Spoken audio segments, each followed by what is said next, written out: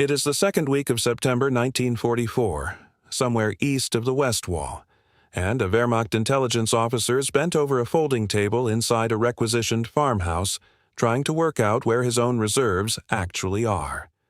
The map in front of him is a pre-war Generalstabskarte, printed years before the front had any reason to move this far west, its contour lines still accurate but its road network already out of date, its bridges marked that no longer stand, its forest edges drawn from a survey older than some of the men now dying in the fighting around them.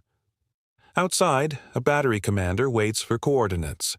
The officer measures with a pair of dividers, checks a grid reference twice, and still cannot be entirely sure which farm track leads where.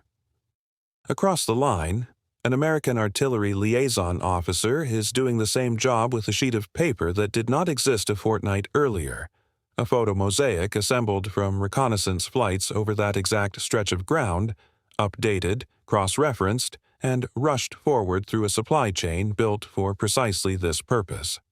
Neither man knows it yet, but the war in front of them is already being fought, in part on unequal terms drawn in ink and grayscale photograph, long before a single round is fired. A remark later attributed to a German staff officer, recorded without a name in Allied intelligence summaries after the campaign, put it plainly. The Americans, he said, seem to know his own country better than his own army did. This is the story of how that became true, and why it mattered more than almost anyone on either side realized at the time. The problem the Wehrmacht faced was not a lack of maps. Germany had, on paper, one of the most sophisticated cartographic traditions in Europe, built on more than a century of Prussian and then German military survey work. The issue was that this tradition had frozen in place just as the war it was meant to serve began accelerating past it. Standard issue Generalstabskarten, at scales of 1 to 100,000 and 1 to 25,000, had been surveyed in painstaking detail across Germany, France, and much of Eastern Europe, often in the 1930s or even earlier, and were beautifully precise about things that do not change quickly: hills, rivers, the shape of a valley. They were far less reliable about things that change constantly in wartime: new roads cut for military traffic, bridges blown and hastily rebuilt, villages flattened by bombing, rail lines rerouted, entire farms bulldozed for airstrips. By 1944, on multiple fronts simultaneously, German forces were fighting across terrain that had been reshaped by 5 years of war using paper that mostly predated it. Revising these maps required trained surveyors, printing presses, paper stock, and above all time, and Germany by the middle of the war had a shortage of all four, compounded by fuel restrictions on the aerial reconnaissance flights that would have been needed to update them in the first place. Fremde Heer West and Fremde Heer Ost, the Army's intelligence branches for the Western and Eastern fronts, were left trying to plot the movement of entire armies using a picture of the ground that was, in places, years stale. On the Eastern Front, the problem was worse again, because German forces had advanced in 1941 into regions for which pre-war Soviet mapping was itself patchy, deliberately falsified in places for security reasons, or simply absent at the scale infantry commanders needed. A regimental officer might have an excellent map of the wrong decade, or an approximate map of the right one, but rarely both accurate and current at once. The gap between what commanders needed to know and what their maps could tell them was not a minor inconvenience. It was, by the last 2 years of the war, a structural weakness baked into how the German army planned and fought. There was also a deeper institutional problem underneath the paper shortage, one that had little to do with printing presses and everything to do with priorities. Cartography is, by its nature, a discipline that rewards patience, and patience was not a resource Germany had in surplus after 1942. Every trained surveyor pulled onto the Eastern Front to revise a sector map was a surveyor not available to update material for the West, and vice versa. And the Reichsamt für Landesaufnahme found itself trying to service 2, and eventually 3, active fronts with a workforce and a printing capacity sized for the peacetime demands of a single country. Fuel allocation compounded the difficulty further. Aerial resurvey depended on aircraft, and aircraft depended on petrol that the Luftwaffe increasingly needed for fighter defense over the Reich itself, rather than slow, repeated photographic passes over quiet sectors of front. The result was a kind of triage in which only the most urgently threatened stretches of line received anything like current mapping, while wide swathes of rear areas, supply routes, and secondary defensive positions were left to be understood through documents that might have been perfectly serviceable in 1940 and were dangerously misleading by 1944. The American solution grew out of an institution most people have never heard of, the Army Map Service, based at Brookmount in Washington, D.C., working alongside the Army Air Force's photographic intelligence units, and, in Britain, the Central Interpretation Unit at Danesfield House in Buckinghamshire, better known by its wartime cover name, RAF Medmenham. The principle behind the American approach was straightforward to state and formidably difficult to execute. Maps should not merely be accurate, they should be current, and currency mattered more than tradition.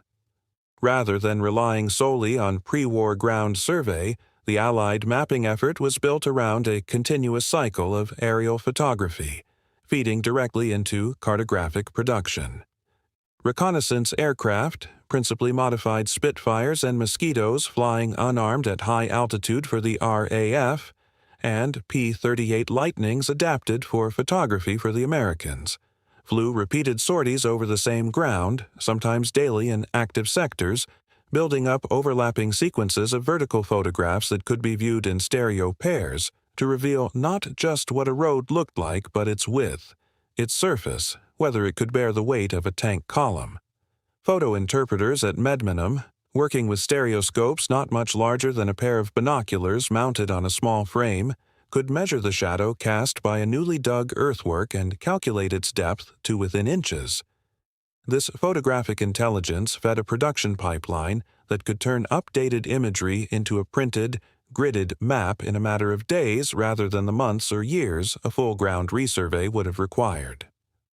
The Army Map Service alone is estimated to have produced several 100 million individual map sheets over the course of the war, an output on a scale that dwarfed anything the Wehrmacht's own cartographic branch, the Reichsamt für Landesaufnahme, could match once its resources were spread thin across multiple collapsing fronts.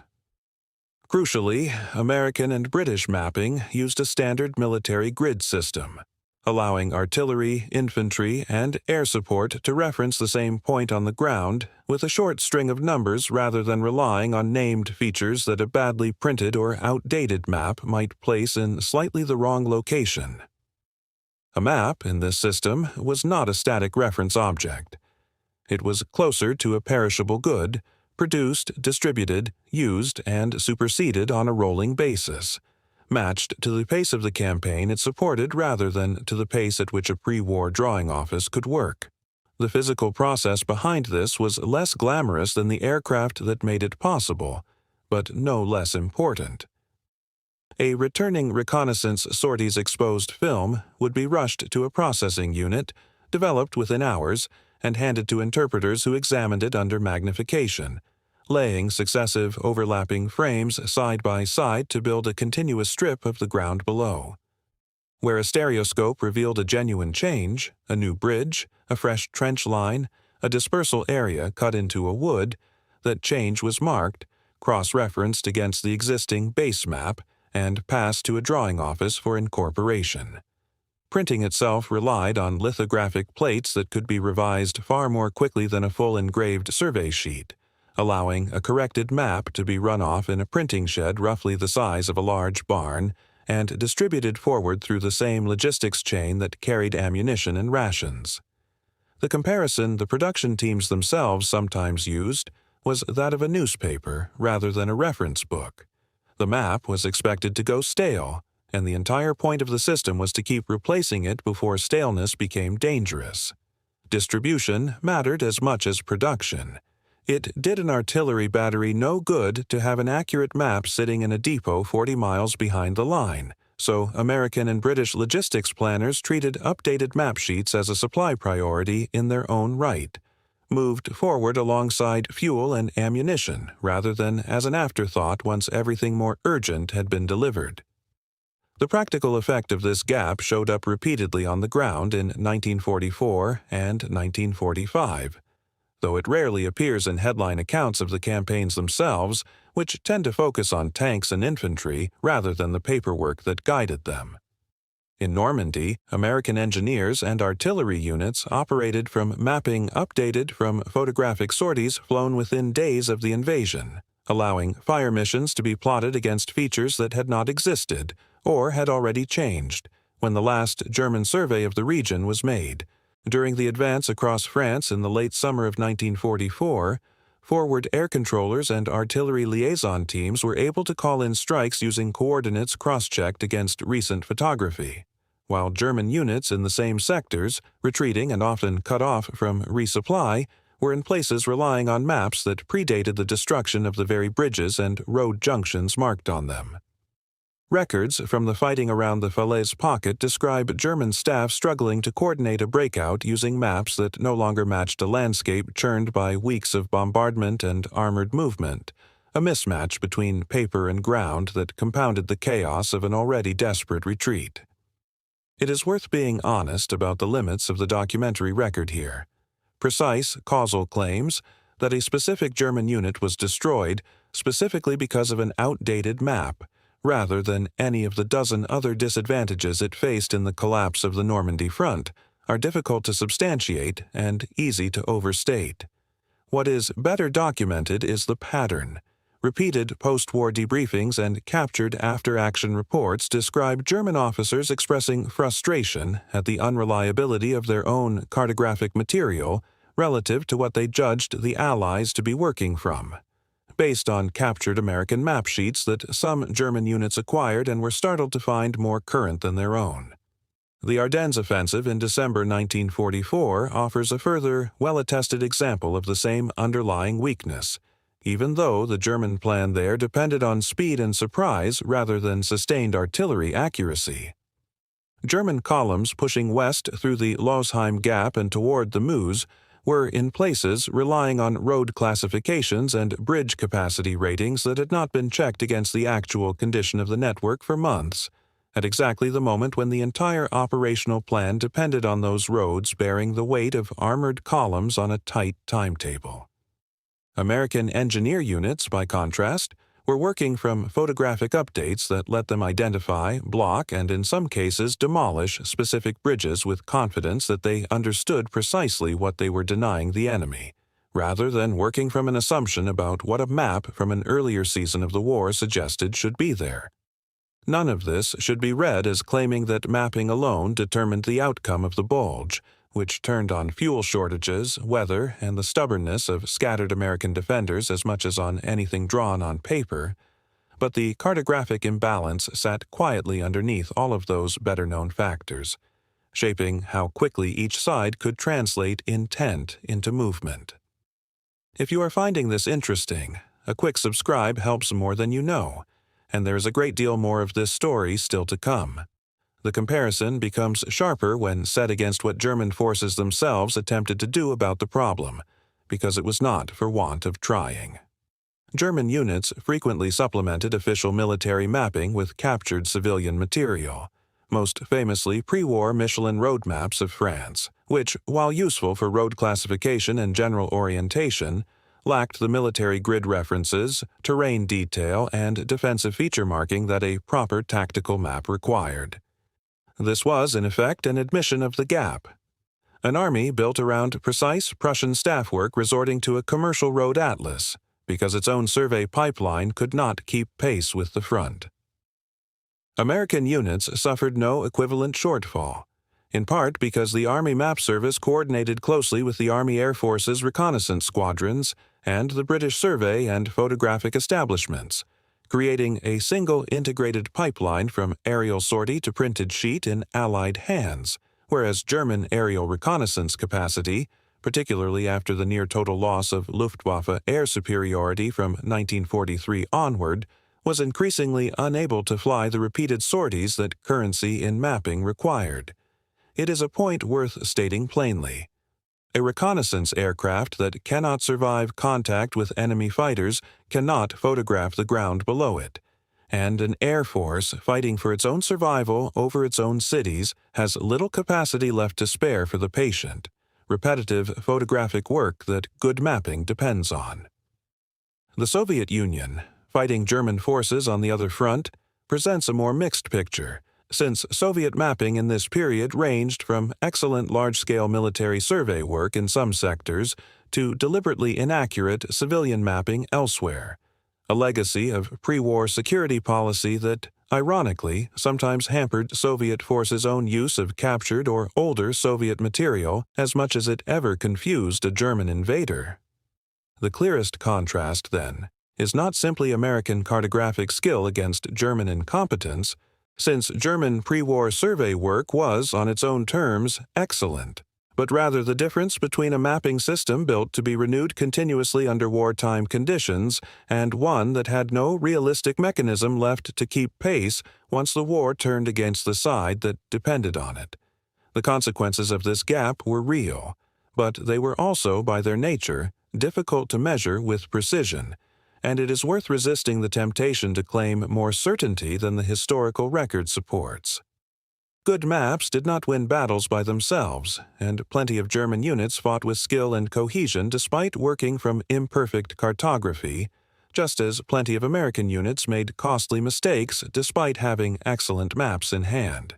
What can be said with more confidence is that accurate current mapping reduced friction at every level of operations, from the artillery officer plotting a fire mission to the logistics planner routing a supply convoy around a bridge that no longer existed, and that this reduction in friction compounded across thousands of small decisions made every day across a theater of war. It shaved minutes off decisions that, multiplied across an army, became hours, and it removed a category of error, being simply wrong about the ground itself, that a well-supplied intelligence apparatus could otherwise spend disproportionate effort correcting. The Army Map Service's wartime methods, particularly its integration of continuous aerial photography with rapid print production, directly influenced post-war military cartography and fed into the mapping infrastructure later absorbed by the Defense Mapping Agency, while photo interpretation techniques pioneered at Medmenham shaped Allied and later NATO reconnaissance doctrine for decades afterward.